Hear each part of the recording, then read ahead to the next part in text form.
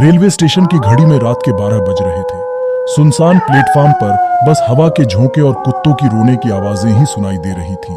कुछ दूरी पर खड़ी एक पुरानी ट्रेन, जिसे मौत की ट्रेन कहा जाता था, जैसे किसी भयानक रहस्य को अपने भीतर समेटे खड़ी थी। ये ट्रेन पहली बार 50 साल पहले चली थी और तभी से इसके साथ कई डरावनी कहानियां जुड़ गई। लोग कहते थे कि जो भी इस ट्रेन में सफर करता है वह कभी लौट कर नहीं आता। कई लोगों ने इसे एकमात्र अफवाह समझा, लेकिन जिन्होंने इसे हकीकत में देखा वे फिर कभी नहीं बोले। राकेश, एक युवा पत्रकार, ने मौत की ट्रेन की सच्चाई का पता लगाने का निर्णय लिया।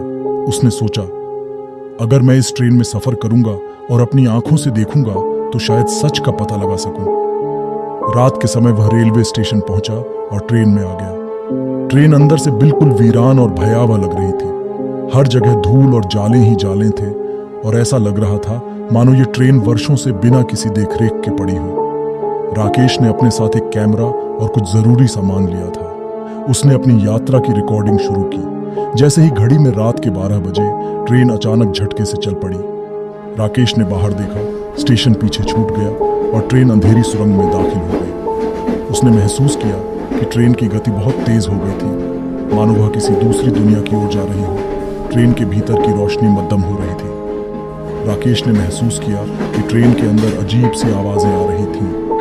वह ध्यान से सुनने लगा। उसे मानो किसी की फुसफुसाहट सुनाई दी। उसने इधर उधर देखा, लेकिन वहां कोई नहीं था। थोड़ी देर बाद ट्रेन एक छोटे से स्टेशन पर रुकी। स्टेशन पर एक पुराना बोर्ड था जिस पर लिखा था शापित नगर। राकेश को वहां कोई नहीं दिखा।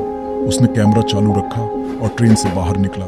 स्टेशन पर हर चीज अजीब और भयानक लग रही थी। हवा में एक अजीब सी गंध थी और हर तरफ सन्नाटा पसरा हुआ था।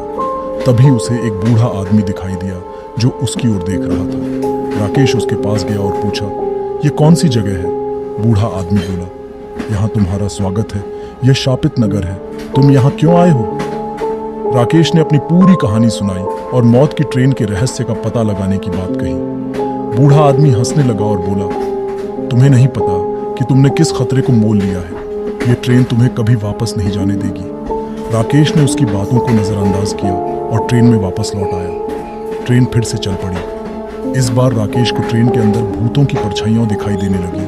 वह डर गया, लेकिन उसने खुद को संभाला और कैमरे से सब कुछ रिकॉर्ड करने लगा। ट्रेन के अगले स्टेशन पर राकेश को कुछ बच्चे दिखाई दिए जो खेल रहे थे, लेकिन जैसे ही उसने ध्यान से देखा उसे पता चला कि वे बच्चे नहीं बल्कि भूत थे। उसने वहां से भागने की कोशिश की, लेकिन ट्रेन के दरवाजे बंद हो चुके थे।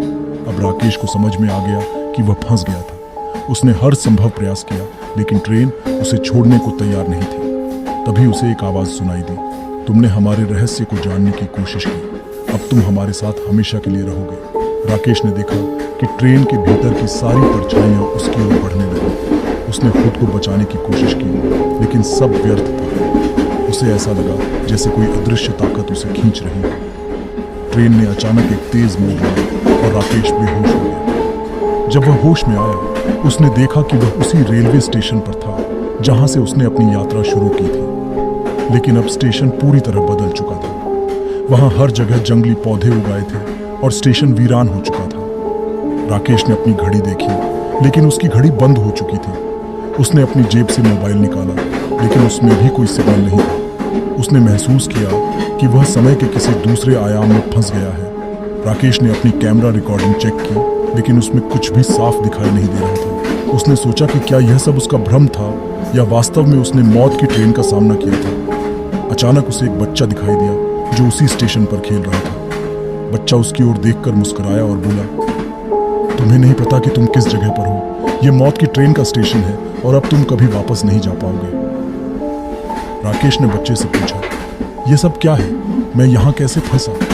बच्चा बोला, यह जगह और यह ट्रेन शापित है। जो भी यहाँ आता है वह यहाँ के भूतों का हिस्सा बन जाता है। अब तुम भी हमारे साथ रहो। राकेश ने भागने की कोशिश की, लेकिन उसने महसूस किया कि उसके पैर जकड़ गए हैं। वह चल नहीं पा रहा था। उसने अपनी पूरी ताकत लगाई, लेकिन वह नहीं हिल सका। उसे समझ में आ गया कि वह अब कभी वापस नहीं जा पाएगा। ट्रेन फिर से चल पड़ी और राकेश को अपनी ओर खींचने लगी। वह चिल्लाया, नहीं, मुझे छोड़ दो। लेकिन उसकी आवाज सुनने वाला वहां कोई नहीं था। ट्रेन के भीतर की सारी परछाइयां उसकी ओर बढ़ने लगी और उसे अपने भीतर समा लिया। अब राकेश भी उन भूतों का हिस्सा बन चुका था जो मौत की ट्रेन में फंसे हुए थे। उस दिन के बाद से जो भी मौत की ट्रेन में सफर करने की कोशिश करता उसे राकेश की चीख सुनाई देती। लोग कहते हैं कि राकेश का भूत अब भी उस ट्रेन में सफर कर रहा है और कभी वापस नहीं आएगा। कहानी यहीं समाप्त होती है, लेकिन मौत की ट्रेन का सफर हमेशा जारी रहता है। न जाने कितने और राकेश उसकी भेंट चढ़ेंगे।